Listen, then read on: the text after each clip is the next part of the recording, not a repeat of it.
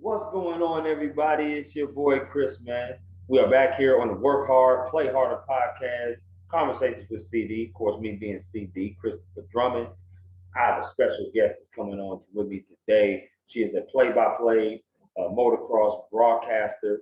Uh, as of November 2020, the first woman to ever do it. We're going to get her thoughts on that. She's been a NASCAR correspondent for ESPN and now Fox Sports.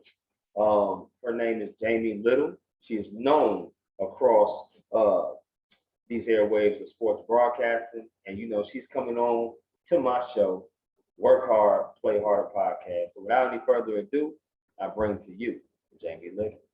Get it.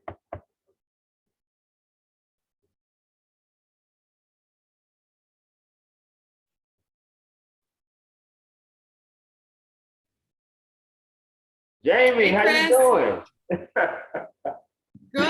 It worked this time. Oh, yes, it did. Yes, it did. We had that outage with the Facebook and Instagram, so it was crazy that day. But I'm happy. Yes, I've heard that after our problems. Yeah, absolutely. It's great to see you. It's been a while since we linked up like this. I know. Last time we talked, I was an undergrad. Now I'm a graduate, so it's different. No way. Yeah, absolutely. I'm a college graduate now. So last time we talked, I was an undergrad. Congratulations. Thank you so much. I do appreciate that. And listen, you had some big news too. Being as of November, got to be the play-by-play, the first woman to do motocross and broadcasting. So we're gonna get to that. I know that. Congratulations to yourself as well. Well, thank you very much. I don't know. How's my internet on your end? Am I good? Because you're kind of patchy in and out.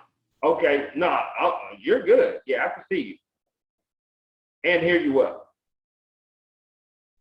Okay, cool. Because you're kind of getting frozen and then like pixelated a little bit. Oh wow. Well, yeah, it's the internet's been kind of up and down today here for some reason, but we're gonna definitely try to make this work. We're gonna try to make this work today. All right. First thing I want to ask you though, should say thank you for coming on. But the first thing I want to ask you before I get started is how are you and your family doing in these pandemic times? Oh, thanks. We're doing great. I mean, we're lucky. Everybody's healthy, back to school, no masks at school.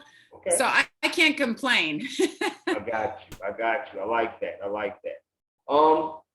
want to talk to you first off as far as what were your inspirations growing up as far as wanting to be in the sports media career field? Did you have any? Did you play any sports growing up? And kind of through your childhood, talk to me about that as you have gravitated towards the sports broadcasting career. Yeah, it's interesting because how my path turned out was not derived from my upbringing at all. I was raised by a single mom and I lived in Lake Tahoe, California. We didn't have professional sports there. The nearest was the San Francisco 49ers. So I knew about them, but wasn't a big sports fan. My mom wasn't either. And it just kind of came naturally, as I got older. I always had a little bit of tomboy in me, and growing up out, outdoors, riding horses. I was always athletic, but I never played sports until I was older. And when I moved to Las Vegas and I was 13, I was introduced to motocross and guys that raced, in Las Vegas, because I had moved to Las Vegas when I was 13. And I just loved it. I loved the lifestyle. I loved dirt bikes, the smell of them, the feel of riding them. There was something about it, and I fell in love with it. And around the same time, I guess when I was older, it was after high school, somebody introduced me to downhill mountain biking. And that was really the first time I was an athlete myself. Okay. And I raced. I crossed cross country. I raced downhill mountain bikes, pretty crazy and gnarly, but I actually got to be an athlete and compete and get medals and all that. So that was awesome. But that's the extent of sports for me. Okay, talk to me. How many races, this is kind of a two-part question. How many races did you win when you started racing? And how competitive would you say you are? Because you have that sweet baby face, Jamie, but something tells me you're a killer inside. You want to win like at any cost. It's funny because I was an only child, so I didn't have siblings to compete with, but my nature is very competitive. I've just kind of been that way. What I see, it's what I want. I go for it. Nothing stops me. You're not going to stop me. You're not going to stop me. I've just always been very competitive. I still am. And I think that shows in just the work ethic. I think people who are really competitive, they're like that throughout their life, no matter what it is, whether it's a sport or it's your job, you're competitive. And I think that's a great attribute for somebody to have. But very competitive. When I raced downhill, I was super competitive. And I won quite a few races. I raced, like in the novice kind of level, but I raced on all the downhill mountain bike tracks that the pros were racing on.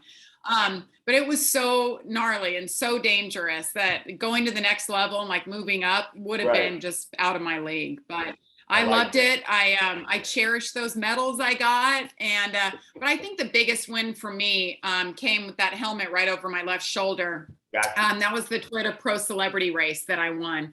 And that was the biggest feat that I've ever accomplished, I think, when it comes to competing. And that's something I hold in high regard. And I think, racing cars was something that I always wanted to do. I thought it was amazing, but I had such a great career going with a microphone that it paid a lot better than racing. And I didn't have to spend my own money to do it. So I kind of stuck with that path. You made a very good decision because you're great at what you do. Trust me, that's coming from somebody who doesn't watch a lot of NASCAR, but my favorite driver has retired since then, which is Jeff Gordon. That was my favorite driver. Yes, for sure. But you right here, look at that. Oh wow, okay, I like that. That's awesome. Yeah, that's my favorite driver. Yeah, but he never could really. He won. But, Jimmy Johnson was the guy that was beating him all the time in those Cup series, and he had great teams, and no doubt. But Jeff Gordon was always my favorite driver, so that's for sure. Yeah, Jeff's pretty amazing on and off the racetrack. He was tremendous to work with. I'm sad we're not going to be working with him at Fox next year, but, those moments that we got to share as teammates was pretty awesome. Yes, he would be one guy I would definitely love to meet. For sure. If I ever get a chance to, that'd be great. That'd be awesome, no doubt. Yes. You went to San Diego State University, which, that's kind of my hometown college, because as you know, I grew up in San Diego, lived in North Park, lived in Mission Valley for most of my life, went to elementary, middle, and high school out there. But I want to know from you, was there any other college that could have persuaded you from San Diego State University, and why? Yes, Mission Valley, all those places you mentioned. I lived in San Diego, I think 7 years of my life before I moved back to Vegas and really got into broadcasting full time. Awesome place. I still go there at least once a year.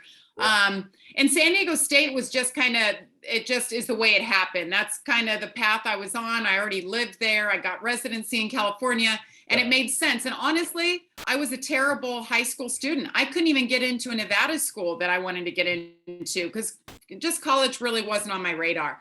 So I went to a community college and got my associates because I didn't want to commit to a 4-year degree because I was going places. Right. I wanted to cover racing and motocross as I graduated, I just thought, man, I need to get a full-on degree. I want to get a journalism degree, and San Diego State was the perfect place for me. They would accept my grades, but they were much better when it came to college. I graduated way better than I did in high school. But back to your question, a college that would have pulled me, maybe Ohio State, because they had such a great journalism program. I had heard that people that I looked up to in broadcasting had gone there. So I would say Ohio State maybe, but I wasn't one of those that aspired to go to a huge college. I wasn't raised with parents that went to college or parents that had a lot of money. So that wasn't high on my priority list. So I'm just happy that I went and I got a degree. Yeah, I mean, what better place than San Diego to live and go to college at? I mean, obviously we're biased. Heck yeah. But that's beautiful weather, the beaches, you can't go wrong. You got everything there for you. So I think you made a great decision, me personally. That's exactly right. I think that's why there's 3 or 4 major colleges down in San Diego, because everybody wants to go to school there. Without question. Without question. Jamie, I want to ask you some of your favorite things. You just tell me off the rip what they are, okay? Favorite Okay. music genre. Oh gosh, every day I listen to multiple. I would say favorite overall since I was a kid is country, but I Okay. love hip hop, especially if I'm working out and want to get pumped up about something. Yeah. I love like 80s love songs, Oh, R&B. okay. Okay. I would say country. Country is like my all-time, all the time kind of listening. I totally understand. In my Pandora, we got people like rap, like, Lil Baby and stuff like that. You might not know much about that, but Lil Baby and stuff like that. But then we also got Luke Bryan, and we got Morgan Wallen, and we got stuff like that. Okay. So we definitely are very rangy for sure. It's very hard to work out 80 love songs. That's very hard and difficult. Yeah, right. I like, hey, and that's right. Country music, though, they're blending the genre so much. I mean, there's Florida Georgia Line and Nelly. Oh Yes. my gosh, I love that. Yes, So absolutely. if you haven't heard those songs, they're incredible. Yes, and it's funny you brought up Florida Georgia Line because they canceled their tour, and I was actually going to be going to a concert of theirs, but they ended up canceling it. And I'm hoping that maybe in 2022. When they go back out, I can go to a show of theirs. They're one of my favorite groups for sure. Florida Georgia Line. Oh man, they're awesome guys too. It's too bad they had to cancel. Dang it. Yeah, right. It's crazy, right? Favorite movie genre of yours. Oh boy, I'm not a huge TV or movie person, but I would say love stories, romance. Yeah, typical chick stuff. Are we talking like Notebook? Maybe Walk to Remember? Yes, or like, yeah, I like Walk the Line. Movies like that too that have just that romantic spin.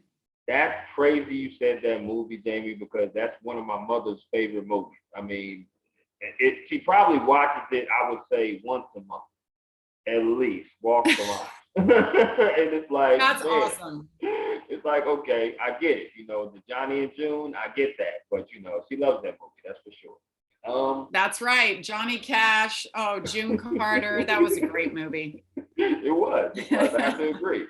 Favorite meal to cook? Favorite meal to cook? I go like traditional, like what my mom made, but I make a lot of Italian dishes. My husband does all the cooking that's healthy. I do like eggplant parmesan, spaghetti, those kinds of things. But a lot of times now I'll make spaghetti sauce and we'll do it with zucchini noodles or something to spice it up. But I stick to recipes, and when I make something, it's usually pretty good, but it's not like the healthiest like our everyday lifestyle. Well, if you ever need a taste tester or somebody to do that, I would be number one at your door because I love Italian food. That's great. Ooh, that eggplant parmesan. Man, that sounds good. Never had that, but that's pretty good. Okay. Oh, good. I love it. Yeah. Favorite place you ever traveled to? Oh my gosh. I have been very lucky to travel all over the world with my job. Okay. I would say, I love our country. There's no place better, in my opinion. Okay, love it. Any place in America, but I would say, grand scheme of things, I think probably the coolest, craziest place I ever went was Zambia, Africa. Oh, okay. You went there what did you go there for? I went there when I worked for ESPN for World's Strongest Man competition, actually. Wow. Okay. I like that. Yeah. It's pretty cool. That's pretty awesome. Zambia, Africa. Yeah. I've been a lot of places, but there wasn't another place in this whole world that made me feel like, wow, you are away from anything that right. as normal. Third world countries. Right around, it was just unbelievable. The wild game. Africa was just unbelievable. Okay, I like that. last of the favorite questions, and this one is favorite sport to play and cover outside of motocross. Outside of motocross, obviously, favorite sport. Well, am I allowed to say NASCAR, or do I have to say something different? Something different, because NASCAR motorsport, Okay. that's kind of, yeah.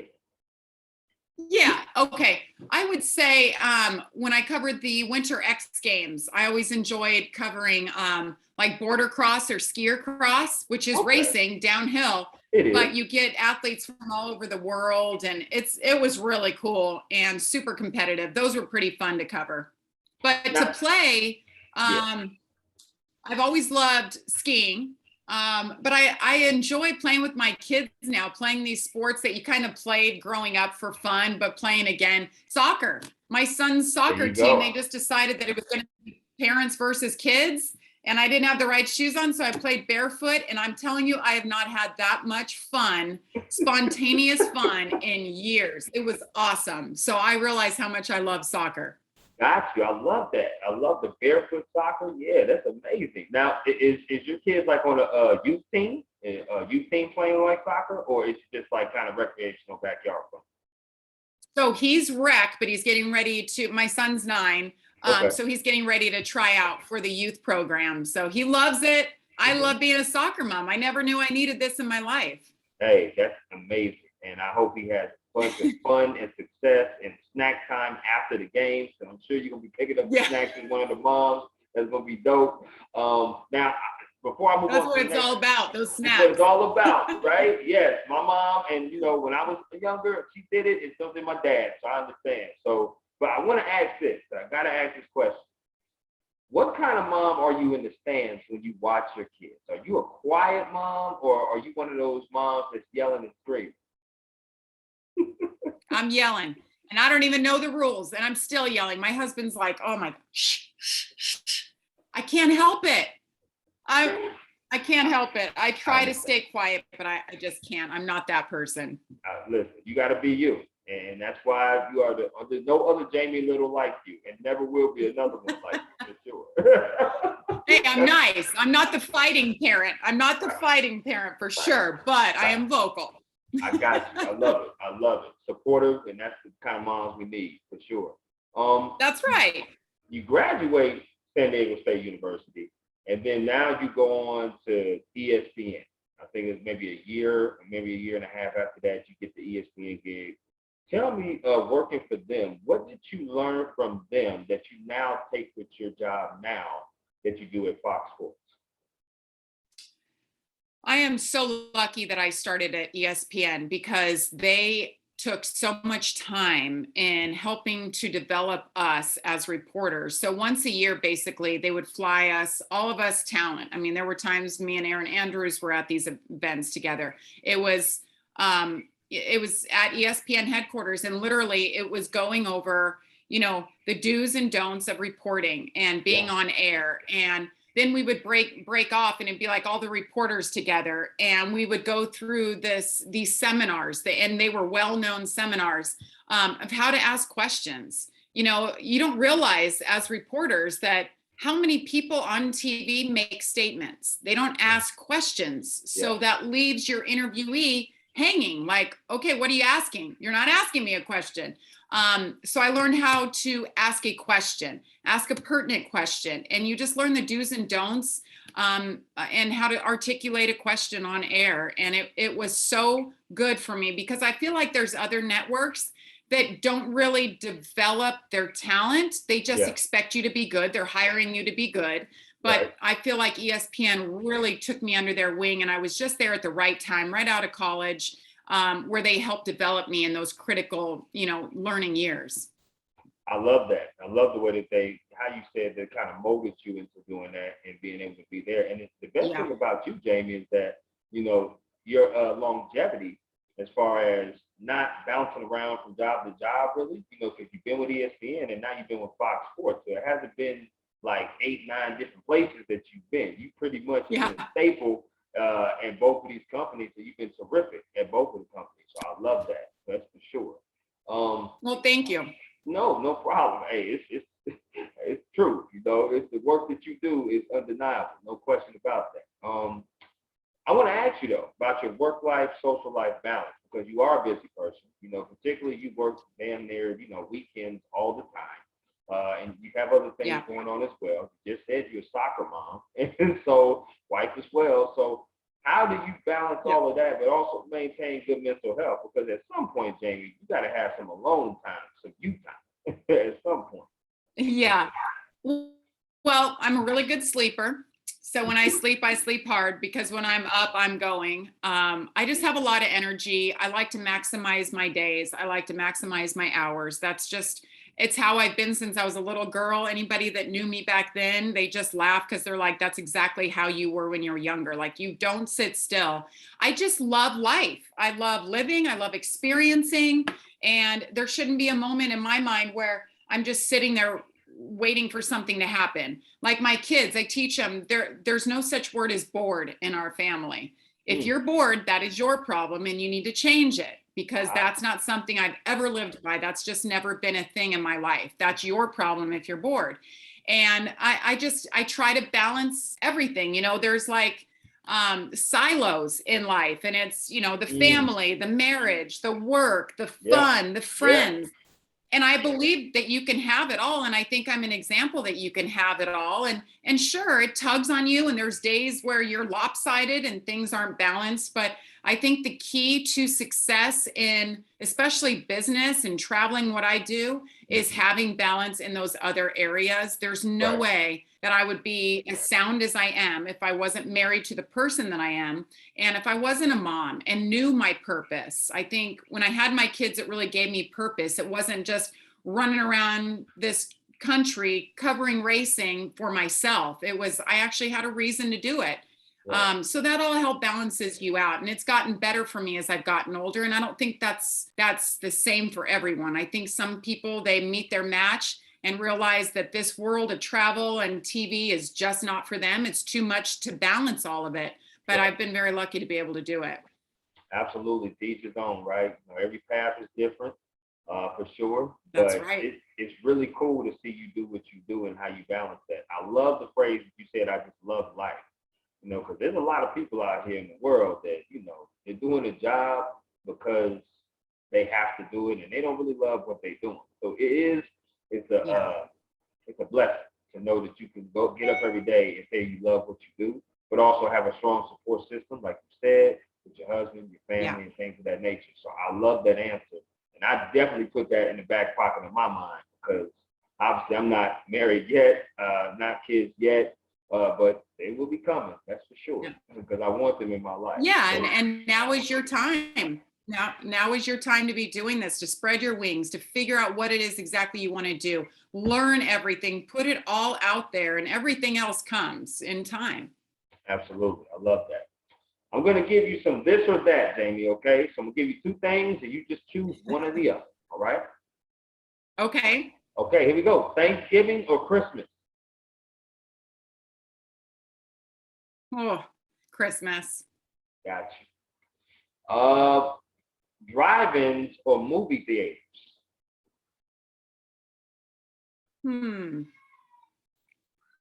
I think movie theaters, especially the new ones, the new age where you can order food and it's just more comfortable. Yeah, movie theaters. They call those taverns now, and maybe the studio movie grills if you guys have one out there. Yeah, those are terrific. I love those. That's for sure. Oh yeah. Okay. MJ or LeBron? MJ, all the way. No hesitation on that one. I got that. A picture sitting with MJ right there on my wall. Oh, do you? Oh, okay. Okay, I see it now. Let me tell you a quick thing about MJ. Okay, I've always liked him, always been a fan of his. Okay. We were at Sonoma in June, second to last race for Fox. MJ's there, obviously. Right. Checking out his team, checking out Bubba and all that. And I hear he's there. So I'm walking down Pitt Road and I see him and I'm like, that's so cool. MJ's like here, he's not just a team owner now. He's like, he's here. Right. And I'm talking to somebody that's with him. He was telling me how they're good friends and blah, blah, blah. And all of a sudden MJ's like, yeah, and that's Jamie Little right there. And I look at him and I walked over to him. He's like, Hey, Jamie, I watch you every single weekend. My mom watches you every weekend. You know everything about racing. And he's telling the people he's with who I am. I was like, Wow. hold up. MJ knows my name. That's what's up. I love that. That is awesome. Okay. See, That I'm was telling cool. you. So even a bigger fan now that I've met him. The dude is so real. Yes, absolutely. And listen, Bubba just had his first race cup win, right? And that was a big time deal for him and the Denny Hamlin and MJ and that Yep. thing. So that was awesome. There's no doubt. Huge deal for them. I mean, MJ, talk about competition and Right. someone that's competitive and wants to win. I mean, he expected to win this year. And I think Denny and everybody else had to say, whoa, whoa, whoa. Don't expect to win in your first year as a team owner. And now we got it. That's MJ, I guess, right? Absolutely, right? No doubt. No doubt. Let me give you Brady or Montana. Brady. I love Montana. Right. Back in the Girl day. from California picking Brady? Okay. I know. Hey, I'm an emotional picker. I mean, that he's the best of all time, I think Brady is, and he's so good looking. He's got the total package. I mean, why can't I go with him, right? I understand. I get it. I can't be mad at you. Good looking guy, good looking wife. I mean, I cannot be mad at it for sure. Heck yeah. Softball or baseball? Baseball. Basketball or football? Football. Popeyes or KFC? Neither. Chick-fil-A. I knew you were going there. I knew when you said neither Chick-fil-A. I get it. Yeah. That's an obvious answer. That's why I asked the Popeyes or KFC, because I'm like, you know what? Chick-fil-A is the answer for everybody. Whoever's had Chick-fil-A, you're never going to go back to either one of those two franchises, for sure. Yeah, right. Okay. All right. Two more we got. Okay. Carmel, Indiana, or Lake Tahoe, California? Lake Tahoe, California. Gotcha. And last but not least, this is a wings question, okay? Do you like barbecue or lemon pepper? Lemon pepper. Dry rub or wet? You like dry rub or wet? A dry rub. Dry rub. Okay, I like that. Yeah. I want to ask you about your top four, and this is very, I know it's very difficult to choose, but I want to ask you, what are your top four race drivers of all time and why? Oh gosh. Yeah, that's hard. It is. It is. Top four. I'm not gonna like in the order of which I think. No order. I would say Dale Earnhardt, obviously, just the intimidator, his personality, attitude, his gruff. He was such a masculine, manly man, but yet was fun-loving too. I love those personalities. Anytime we have them in sports, I love those types of people. And he was such a badass and obviously a champion. I would say Tim Richmond, bad boy, won a ton of races. Just his story. I mean, it's heartbreaking how it ended, but I mean, the stuff that Hollywood movies are made of, like that's Tim Richmond, just a partier, got it done on the track, was a ladies' man, just a wild child. Jeff Gordon, obviously the class that he is on and off the track, everything he did for the sport and continues to do. Gosh, who else? Anybody current? I would say Kyle Busch is right there too. I just think that he's so talented and he's gruff. You know, another one of those that he's polarizing, and I'm very attracted to those types of personalities. I love covering them. You don't know which one you're going to get, but you have to respect him for how good he is and how he speaks his mind and gets people watching. So I would say those four. And of course, you know, Richard Petty is in there too, but you only said four, so. I figured you would I really did. When I thought about this question back to you, Jamie, I thought Richard Petty would come out of your mouth for sure. Yeah. So I'm not surprised by that at all. Yeah. Great drivers. I definitely got to read up on the Tim Richmond though, because that driver you said I don't know much about, and you said he had a different an incredible story. So I got to read up on that. That's for sure. Yeah. Check it out. You'll be like, what? Crazy. Like, like Hollywood movie stuff. Okay. I want to ask you, what are some of the challenges that you do face being in this industry? Obviously, racing, it's not a big time. It's big time, but we have the NBA, we got the NFL, MLB, Yeah. we got those bigger organizations, and then we also have the fact that racing is kind of secondary, but it's not a whole lot of women that's involved in racing, whether you're a race car driver or whether you're covering as a correspondent or a reporter. Yeah. What have been some of the challenges that you have faced being in this industry, and how have you overcame Yeah, I've just always just head down. I've always liked working among the men. It's always been a good challenge for me, and a bar that has been set, and always working to try to achieve that, to find that, I want to be good like those guys have been. So I don't know if there's ever been a challenge there. I wanted to go in the booth and try play-by-play. I'd never asked before, so it's not like I was told no ever. I didn't ask. So I got the opportunity when I finally asked. I would say some of the challenges of racing is just, obviously you're out in the elements. It doesn't matter if you're man or woman, but it's not like you're playing in an enclosed dome, a stadium or something. So, right. And sideline for NFL, you're in the snow and stuff. But when you're covering racing, you've got to fill time. You can't keep racing if there's elements. If it's raining, we're not going. If it's lightning, we're not going. So we have to fill. It's a very physical job. You're on your feet for hours at a time. Our race broadcasts are 4 hours, 5 hours sometimes, with pre-race and everything. So it's very physical. I think it really helps to be in good shape. It takes care of you mentally and physically and everything. Some of the challenges, I would say, just, we're right there with a microphone in the face of a driver that just crashed or just lost. Yeah. And I think in the NFL and NBA, they protect a lot of those guys, or they get that time to calm down for a second. And, they do. It's like you lose a game, but, you wrecked a car and you flipped over. And first off, are you okay? Coming out of a medical center. Right. So I would think that that's a challenge sometimes, just to have, the right tone and the right question, the right inflection. Those are all things that you have to learn when you're younger and you're coming up, how to do those things. And I think a challenge, obviously, is you're dealing with life and death. And I've been, on both sides of it. I've had to cover somebody that was killed right in front of me and talk about it on the air. And, wow. Those are some big challenges that I think other sports, you're not really dealing with life and death. You're dealing with concussions and breaks, but somebody literally dying is another level. Yeah, that is something that, because anytime those drivers are going about 150, 200 miles per hour around the track, at least. Yep. And any type of crash, it's going to be a significant crash. It's not going to be like just a one car crash.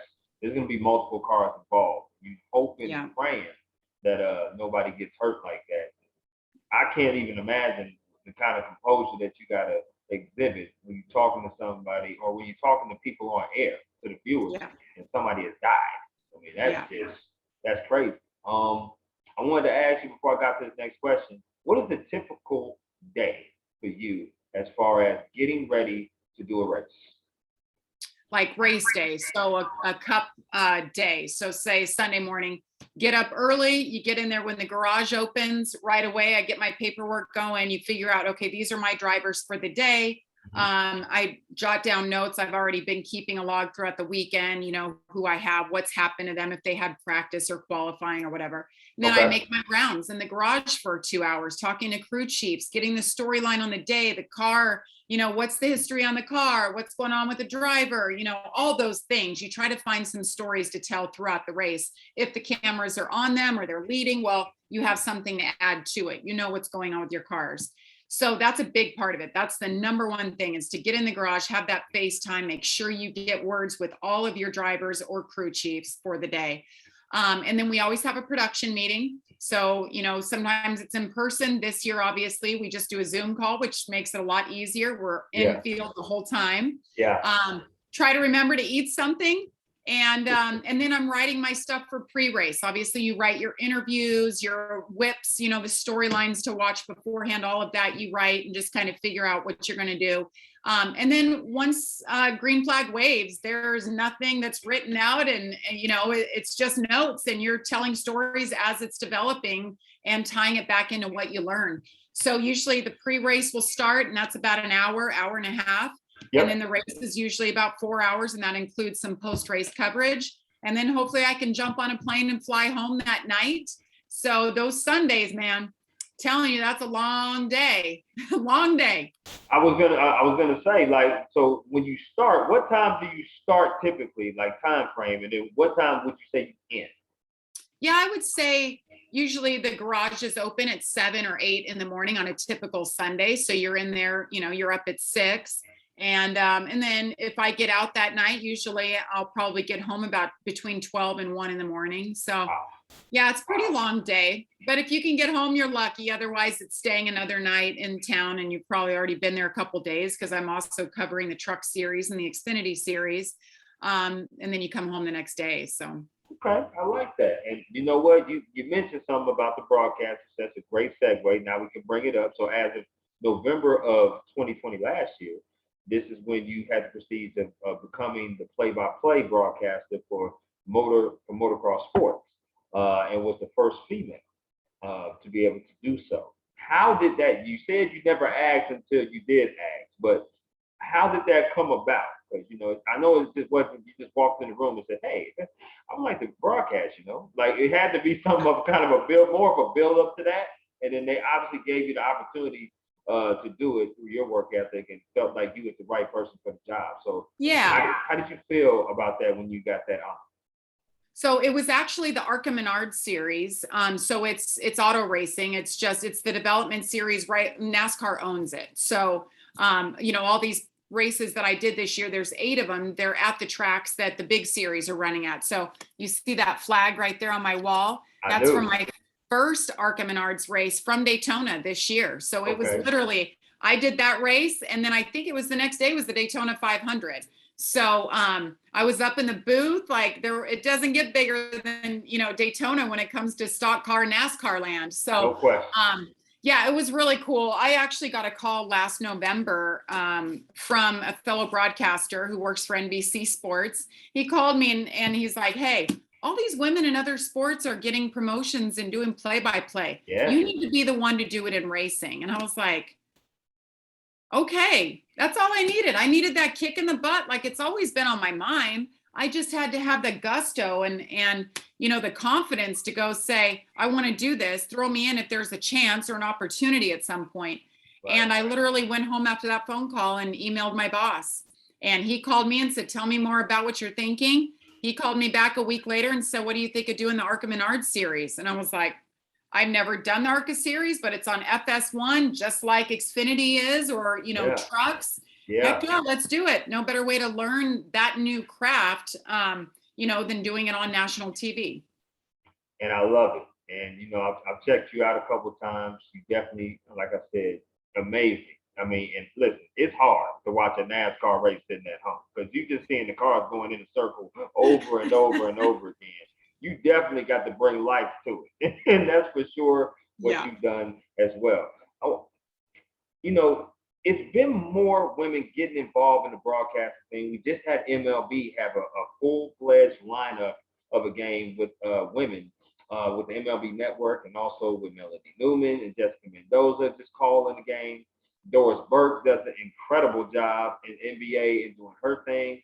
Do you think that they'll be getting more opportunities for women to broadcast in motorsports and NASCAR? For sure. Yes, I think it's incredible what they've been doing in Major League Baseball and football. Great opportunities. Jessica Mendoza has done such a great job. I've known her for a long time. It's been really fun watching her career. Mm-hmm. But yes, when it comes to broadcasting for NASCAR, there are a lot of women, younger ladies coming up through dirt track racing or whatever it may be, modifieds. Yeah.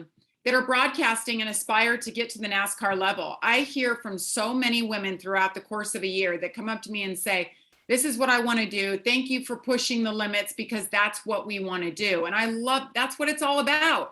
So they're out there. They just didn't see anybody looking like them doing it yet. And I think that that's the whole point of me really doing this. Sure, it's fun to try something new and a challenge, but the reality is I really want to set that benchmark that, hey, women can do this too. So you ladies, like, producers they've seen us and the fans have seen us. They know women are there. They know what we sound like. It's all good. You're welcome in. Now somebody hire them. That's the whole point.